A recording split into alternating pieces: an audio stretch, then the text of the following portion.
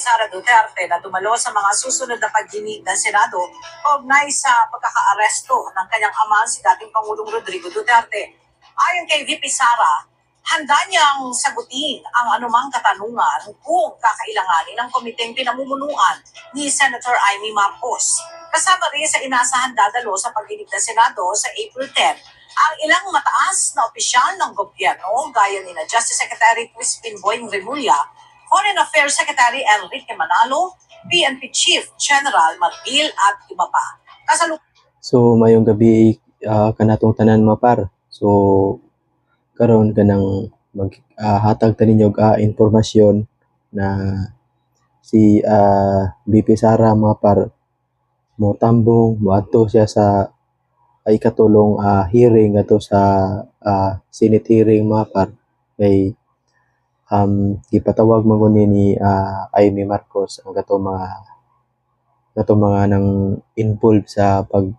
aresto ni Duterte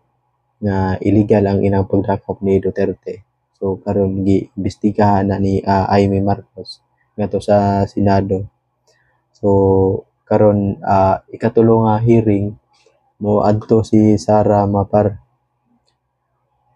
nya ato ni atngan karong sunod adlaw kay kanang indot ni nga hearing kay na si Sara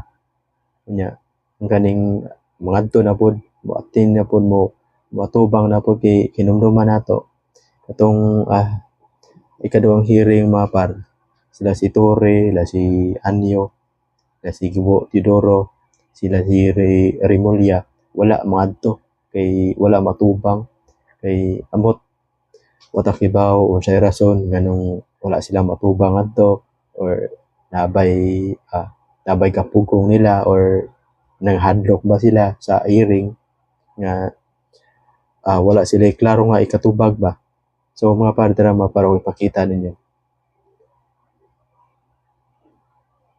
Ng kahandaan si Vice President Sara Duterte na dumalo sa mga susunod na pagdinig ng Senado kaugnay sa pagkakaaresto ng kanyang ama si dating Pangulong Rodrigo Duterte. Ayon kay VP Sara, handa niyang sagutin ang anumang katanungan kung kakailanganin ng komiteng pinamumunuan ni Senator Amy Marcos. Kasama rin sa inasahang dadalo sa pagdinig ng Senado sa April 10 ang ilang mataas na opisyal ng gobyerno gaya ni Justice Secretary Crispin Boying Remulla, Foreign Affairs Secretary Enrique Manalo, PNP Chief General Marbil at iba pa. Kasalukuyang nakakulong sa The Hague si dating Pangulong Duterte dahil sa kasong crimes against humanity na may kinalaman sa war on drugs noong kanyang termino. Indot nga hearing mga par kay indot nga hearing mga par kay na si Sara mutambong si Sara nya ng abogada ni Sara nya kani tawo na-involve nga wala ra bugita ni mahanaw sa ang about sa nang pamalaon mo nung dito na nagdakop ni Duterte kay Kibaw sa Kibaw sa angay lang buhaton ang ilang ang ilaha lang nga makadakop lang sila mao rin na ha nindot nga hearing mapar ato ni atngan karong pizza G's sa Abril